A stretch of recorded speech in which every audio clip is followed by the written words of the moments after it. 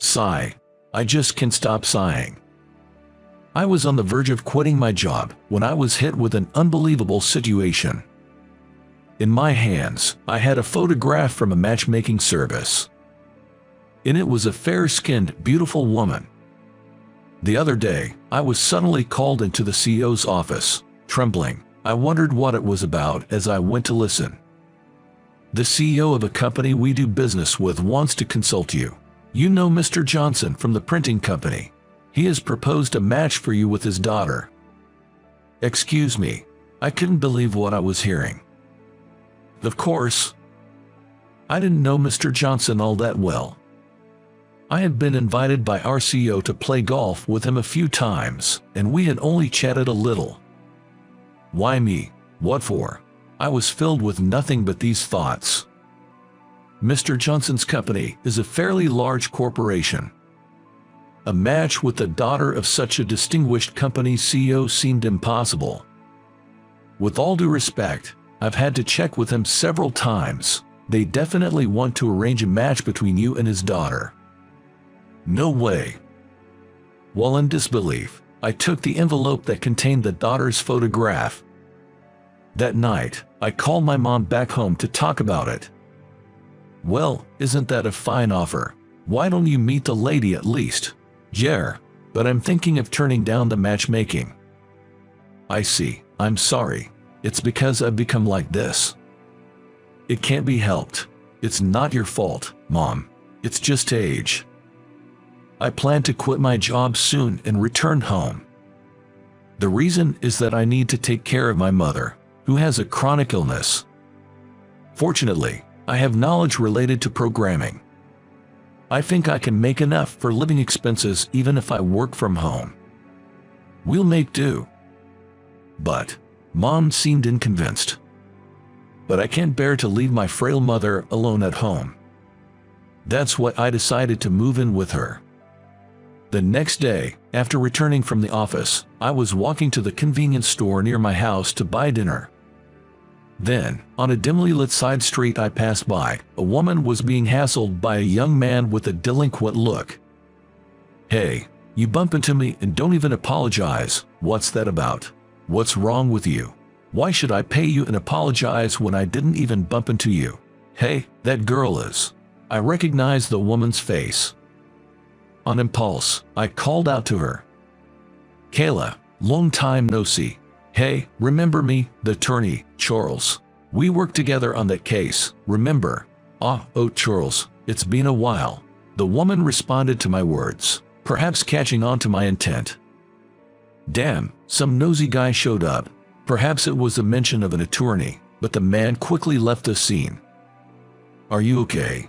Yes, she answered in a faint voice, looking exhausted. I am. Yes, I recognized your face. You're Charles, my matchmaking partner, right? Yes, that's right. An awkward silence filled the air. She was unmistakably my matchmaking partner, the daughter of the client's CEO, Kayla. Why were you wandering around in such a place so late at night? After that, I had invited her to my place. If we had just stood there talking, that guy might have come back and done something. That's what I thought. I got lost, she stuttered. You didn't come here to subtly check up on me, did you? Her face turned startled for a moment before she continued. Yes, actually, that's true. At her words, I let out a big sigh. She must have been told by the CEO, her father, to suddenly have a matchmaking date with me. I understand being curious about a match arranged by your parents, but there's no need to come scouting out at this time of night. No, actually, I had a fight with my father about the matchmaking.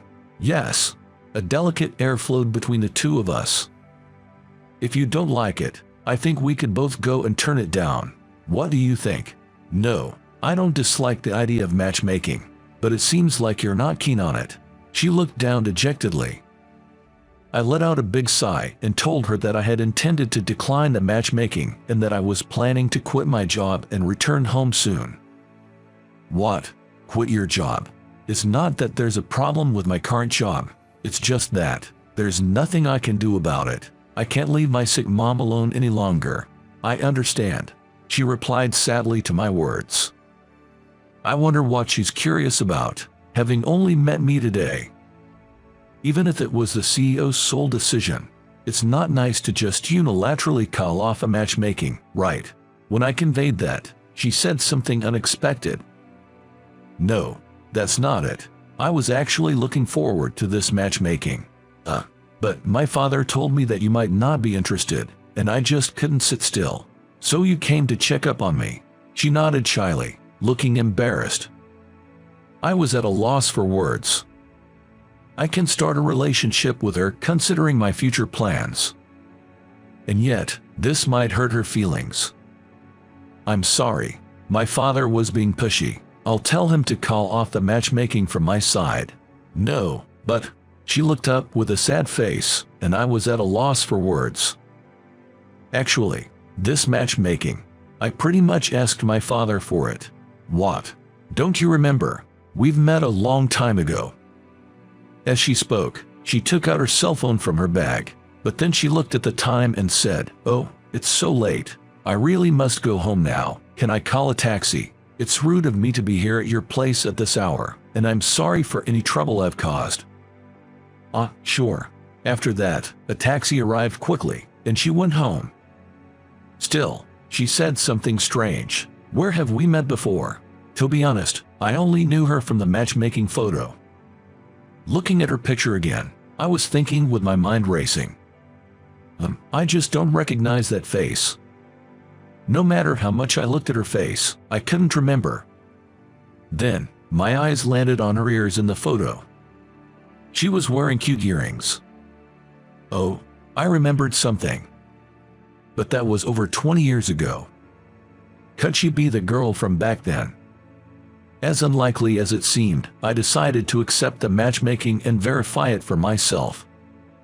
On the day of the date, when she arrived at the appointed upscale restaurant, I caught my breath at the sight of her. She was fitting for a CEO's daughter, with her fair skin and a gentle appearance.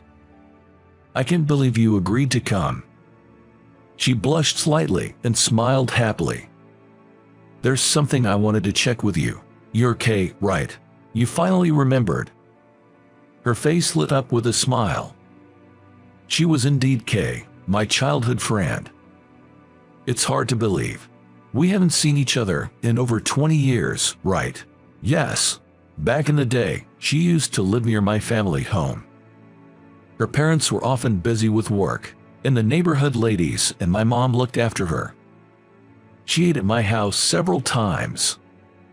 Looking through photos my dad took, I saw you in one from when we went golfing, and I recognized you right away, but my dad didn't notice at all. When I told him that man was definitely Charles, he seemed to remember the past. I had been deceived by someone I was dating with the intention of marriage, and I had become distrustful of men for a while. But seeing that photo made me want to see you again, and I half-jokingly said that maybe I could marry you. I see. So your dad took it seriously then. She gave a wry smile.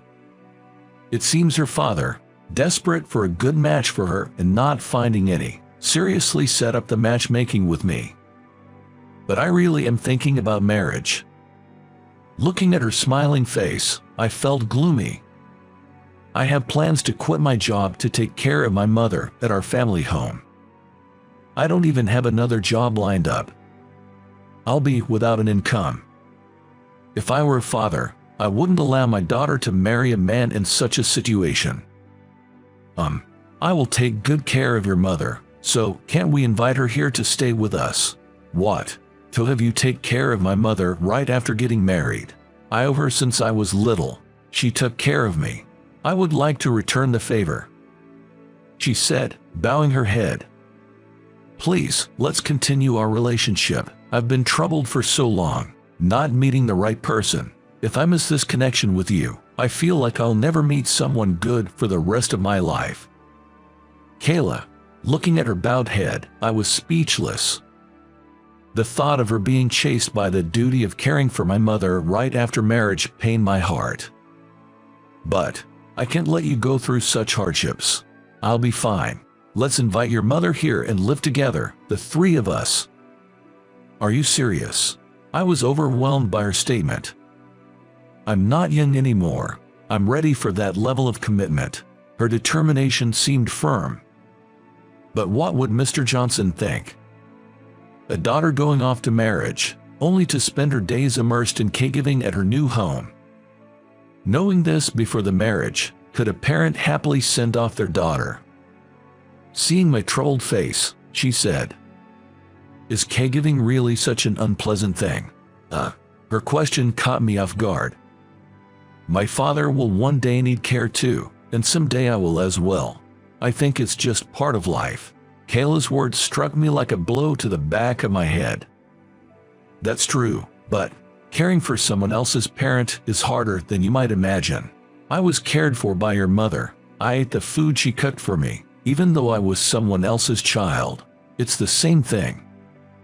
Her honest words swayed my heart. It's a thank you. Think of it as thanks for your mother. And do you remember this? Saying that, she touched the sparkling earrings by her ears. They were a pair with two overlapping heart motifs, which my father once said he had given to my mother as a present, and she had always worn them as her favorite. When I would gaze at them because they were so sparkly and pretty, "Your mother gave them to me.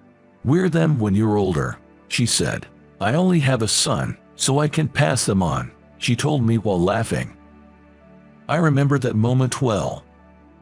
The reason I realized that she was Kayla, my childhood friend, was because I saw those earrings, which my mother had given her. I understand, let's consider it, taking my mother's opinion into account as well. Really, thank you so much. And that's how Kayla and I began dating. Both the CEO and my mother said the same thing, that they could finally relax knowing their child found a good person. It reminded me that all parents feel the same about their children. When I told my mother about living together with Kayla, she hesitated at first, saying she didn't want to interfere with the young couple and even suggested moving into a nursing home. But Kayla insisted that we should live together, and eventually, my mother agreed. And so, our life together as three began. Kayla has been taking great care of everything, from household chores to accompanying my mother to the hospital. I can only feel gratitude towards her. My mother seems so happy to have a companion. She smiles much more now than when she was living alone. "Hey, what kind of design do you think would be good for a wedding ring?" "Well, maybe we should ask my mother too." "Yes, let's talk about it during dinner." The conversation for tonight's dinner was set to be about the wedding rings. Next month, we're having our wedding. I can already imagine Kayla's father crying at the ceremony. I smiled to myself at that thought.